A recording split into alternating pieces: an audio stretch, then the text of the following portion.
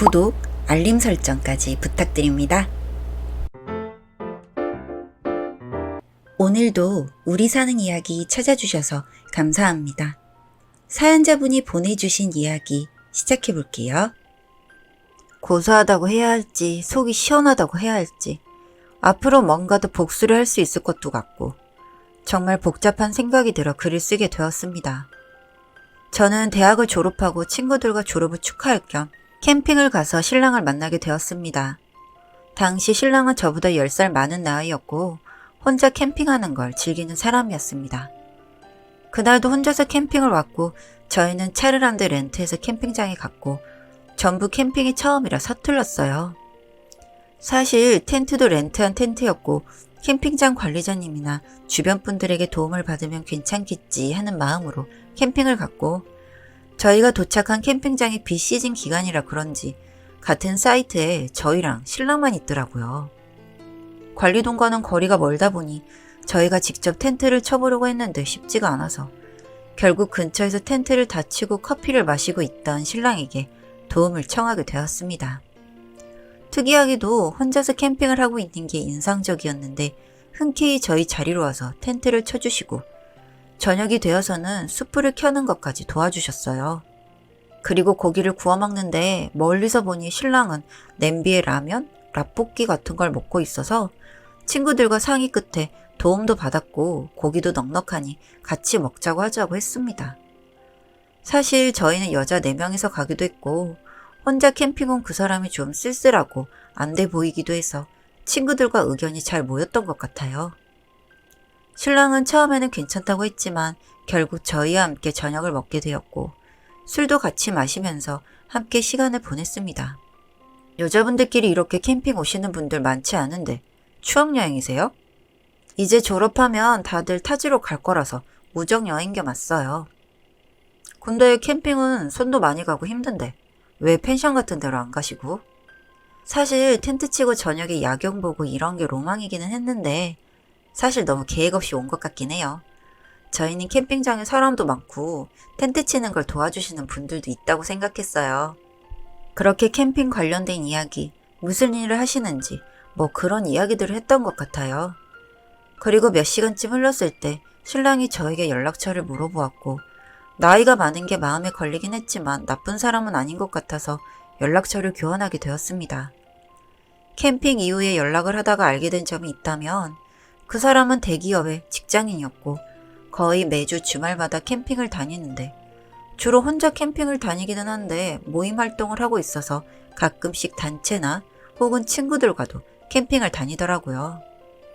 사실 그때 캠핑을 해보고 그 매력에 빠져있던 저에게는 그 사람의 취미생활이 멋있어 보였고 함께하고 싶었습니다. 그렇게 썸을 타고 함께 캠핑을 다니다가 저희는 결혼까지 하게 되었어요.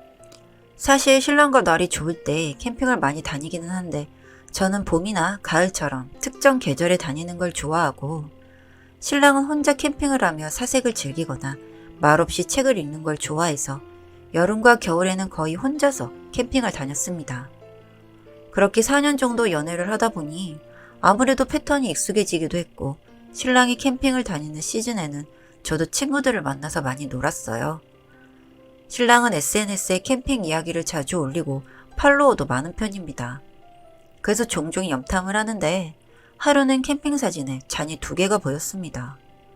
에이 설마 하며 하나는 물잔이고 하나는 술잔인가 하며 넘겼는데 그 괜한 여자의 촉이라고 할까요? 기분이 이상했습니다. 그래서 자고 있는 신랑의 휴대폰을 보려고 했는데 잠금이 걸려 있더라고요. 편한 지문이 아니라 비밀번호로. 그래서 그날은 포기를 하고 신랑이 비밀번호를 누를 때마다 폰을 힐끗거리며 며칠 만에 비밀번호를 알아냈습니다. 무슨 대단한 발견이라고 그렇게 기분이 좋았던 건지. 휴대폰에는 별 내용이 없어서 제가 괜한 생각을 했나 생각을 하고 있던 찰나 옷방에서 윙 하는 진동 소리가 들렸어요. 혹시나 하는 마음에 신랑의 가방을 뒤졌더니 휴대폰이 하나 더 나왔는데 그 휴대폰은 잠겨있지도 않더군요. 잠겨있지도 않은 그 휴대폰은 한참을 바라보다가 들어간 문자함에는 나 뜨거운 문자부터 시작해서 캠핑 일정, 그리고 그 여자의 결혼 일정까지 있었습니다.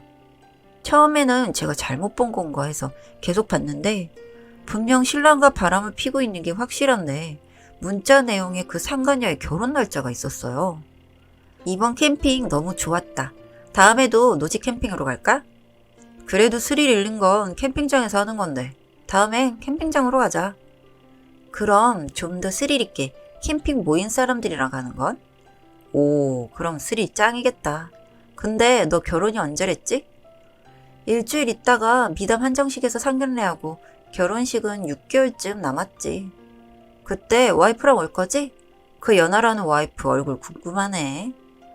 어리긴 한데 오래 만나니 구간이 명간이네. 너랑 하는 게 더 좋아. 뭐 이런 내용들이요. 명백하게 바람을 핀 게 맞는데 결혼을 한다는 상간녀가 이해가 되지 않았고 휴대폰을 보다 보니 앨범이 나왔는데 두 사람이 6주년 기념 파티를 한 사진이 있었습니다. 날짜를 보니 신랑이 혼자 캠핑을 간다고 했던 주말이었고 휴대폰 사진 앨범에는 야외 히노키탕에서 반신욕을 하고 있는 그 여자의 사진이나 둘이 주고받은 선물 그리고 두 사람의 침대 셀카 등등 그냥 연인이 있는 커플의 휴대폰이었어요. 다만 다른 점이 있다면 그 휴대폰은 오롯이 그 여자와 연락을 하기 위해 만들어진 휴대폰처럼 연락을 한 사람이 그 여자뿐이었습니다.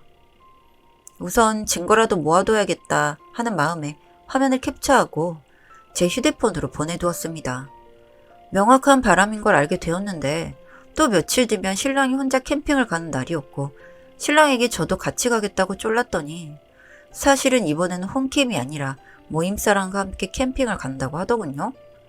그래서 알겠다 하며 갔는데 그날 캠핑장에 그 여자가 있었습니다. 미묘하지만 불편한 캠핑을 마무리하고 집으로 갔습니다. 집으로 가는 차 안에서 서로 불편할 수 있으니 나중에는 같이 캠핑을 가고 싶으면 미리 이야기를 해달라고 하더라고요.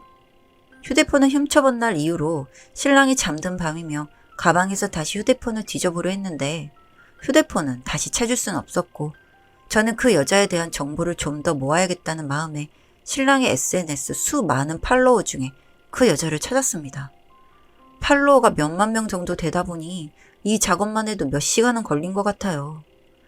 그 여자의 계정에는 결혼을 약속한 남자와의 알콩달콩한 연애와 결혼 준비 과정이 담겨 있었고 최근 게시글에는 곧 상견례를 할 거라는 글이 있었고 그 댓글에는 약혼남이 남긴 상견례 장소까지 알 수 있었습니다. 저로서 참 고마운 내용들이었죠. 그걸 확인하고 저는 그날에 맞춰 자료를 뽑아서 봉투에 담아서 식당에 갔고 직원분께는 중요한 서류라고 어른들께 드리라고 했습니다. 밖에서 소리만 듣고 기다리고 있었는데 그런 상황에서도 궁금했는지 하나둘 열어보셨고 곧 소란스러운 소리가 들려오더군요. 오빠, 이거 아니야. 누구인지 모르겠는데 나 정말 아니야. 이게 무슨? 너 이거 뭔지 설명해봐. 땡땡아, 이 사람 캠핑 같이 갔던 그 사람이잖아. 이 결혼 다시 생각해봐야겠네요. 어머님 아니에요. 오해입니다. 옆방에서 조용히 들어보니 쿠당탕 하는 소리와 함께 사람들이 나가는 소리가 들렸고 예비 신랑과 그 여자가 싸우는 소리가 들렸습니다. 그 우는 소리가 어찌나 시원하던지요. 그 소리를 듣고 난 뒤 저는 복사해둔 서류들과 이혼 서류를 가지고 그 사람의 회사로 갔습니다. 회사에 갔더니 탕비실에서 이야기를 할 수 있게 자리를 마련해 주셨고 신랑은 회사로 놀러온 제가 불편한 눈치였습니다. 제가 예상한 것처럼 탕비실은 방음이 잘 안 되는 것 같더군요. 뭐 제가 회사까지 직접 찾아온 이유도 여기에 있었고요. 그리고 어느 날 집으로 이런 게 왔다고 말하며 신랑에게 서류 봉투를 내밀었습니다. 이거 뭐라고 생각해? 봉투를 열어본 신랑은 잠시 말을 잃고는 뭔가를 생각하는 것 같았습니다. 아마 합성 같은데 누가 이렇게 고약한 짓을 한 거지? 고약은 무슨? 이거 그 여자가 나한테 보낸 것 같은데 이혼 바라는 거 맞지? 아니야, 이혼이라니. 이건 말도 안 되는데? 사진들, 문자 내용들 하루 이틀 일이 아닌 것 같은데? 그냥 이혼해줘. 너무 더럽고 치욕스럽다. 나랑 만나기 전부터 두 사람 연인 사이였던 거지? 한동안 말이 없던 신랑은 정말 그 여자가 보냈다고 생각한 건지 이 여자가 옛날부터 나를 따라다녀서 몇 번 만난 적이 있는 건 맞지만 곧 결혼할 여자야. 그리고 이런 걸로 회사에 찾아오면 어떡해. 집에 가서 이야기하자. 집에 가면 내가 다 이야기해 줄게. 그 말을 듣고 저는 밖까지 다 들리도록 소리를 질렀습니다. 됐어. 그냥 바람을 핀 것도 아니고 6년이야 6년. 이 정도면 둘이 연애하는데 나랑 양다리였던 거잖아. 근데 나는 뻔뻔하게 결혼까지 하고 더 뻔뻔한 너희는 나 모르게 여태까지도 만나고. 이럴 거면 그 여자랑 결혼하지 왜 나랑 결혼했니? 더 구차하게 하지 말고 이혼이나 해달라고. 저 말을 끝으로 저는 탕비실을 나와 사무실 휴지통에 그 서류들이 잘 보이도록 버려두고 나왔습니다. 그리고 상간녀 소송과 이혼 소송을 마치고 지금은 이혼을 한 상태예요. 신랑은 회사에서 이미지도 쓰레기가 되어서 회사 사람들이 피한다고 다른 부서에 근무 중인 제 친구가 말해주더라고요. 그 부서 이외에 타 부서까지 소문이 났고 그래서 거의 은따라고 해요. 더 기가 막혔던 건 뭔 줄 아세요? 이 사건이 종료가 되기도 전에 또 하나의 대단한 일이 일어났는데요. 바로 그 여자가 임신을 한 것이었습니다. 솔직히 그 여자는 누가 누구의 아이인 줄도 모르는 눈치였고요. 당연히 전 남편은 자기 애인 줄 알고 둘이 결혼을 하더라고요. 그런데 그 둘이 SNS를 하는지라 사진 하나씩 올라오는데 놀랍게도 그때 상견례장에서 봤던 파운남의 얼굴이 보이는 게 아니겠습니까? 제 눈에도 보이는데 그 여자는 모를까요? 아마 전 남편 애라고 깜쪽같이 속이며 키우고 있겠죠. 사진을 보는데 파운남의 얼굴을 아는 저로선 웃음이 나더군요. 현재는 고민이 조금 됩니다. 파운남에게 이 사진을 캡처해서 보내볼까 하는 마음이 드는데 뭐 제가 그랬다간 몇 개의 가정이 뻥 하고 터져 공중분해될까봐 참고 있네요. 파운남이 보면 바로 자기 아이라는 걸 알 텐데 말이죠. 여튼 이렇게 사는 사람들도 있더라고요. 저는 이제 제 갈 길이나 열심히 가려고 합니다. 이렇게 이야기할 곳이 있어 좋네요. 감사합니다. 사연은 여기까지였고요. 우리 사는 이야기 시청해주셔서 감사합니다.